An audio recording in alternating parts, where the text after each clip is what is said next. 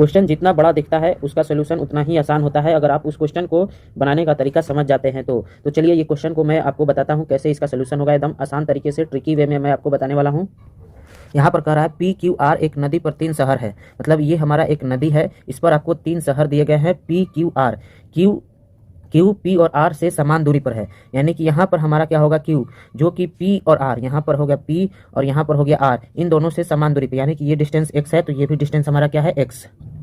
मैं P से Q तक नाव चलाता हूं और 10 घंटे में वापस आ जाता हूं। जब मैं P से Q जाता हूं और Q से P आता हूं, मतलब मैं P से Q चला कर जाता हूं और वापस Q से P आता हूं, तो मुझे 10 घंटे लगते हैं, यानी 10 आवर लगते हैं।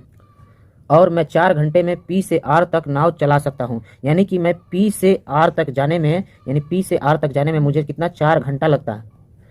शांत जल में मेरी नाव की गति की नदी की गति से तुलना करो, यानी कि जो मेरी नाव की गति है, यानी नाव की गति क्या होता है, हम मानते हैं x, और जो नदी की गति यानी कि धारा की गति है उसको हम y मानते हैं, तो x/y हमें निकालना है। नाव की गति x और y क्या है, धारा की गति।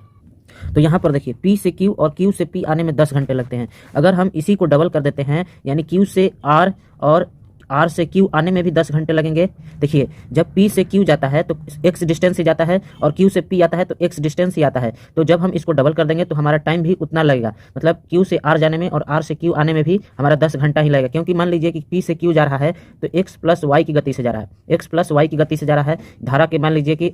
अनुकूल जा रहा है तो x प्लस वाई की गति से जा रहा है, और जब Q से P की तरफ आ रहा है तो x माइनस वाई की गति आ रहा है, तो इधर भी तो वही होगा, Q से R भी जाएगा तो x प्लस वाई की गति से ही जाएगा और डिस्टेंस भी सेम है हमारा, और R से Q भी आएगा तो x माइनस वाई की गति से ही आएगा और हमारा डिस्टेंस भी सेम ही है।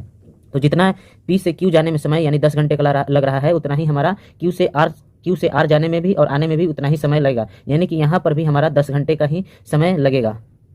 अब समझिए P से R जाने में और आने में, P से R के बीच जाने आने में टोटल 20 घंटे लगेंगे, यानी कि P से R जाने में और R से P आने में टोटल कितने 20 घंटे लगेंगे। तो हम लेकिन यहाँ पर मैं लिख देता हूँ आने जाने में कहाँ से, P से R कितने घंटे लगेंगे 20 घंटे, लेकिन P से R जाने में हमें दिया गया है 4 घंटा। P से R जाने में कितना घंटा लग रहा है, 4 घंटा। तो P से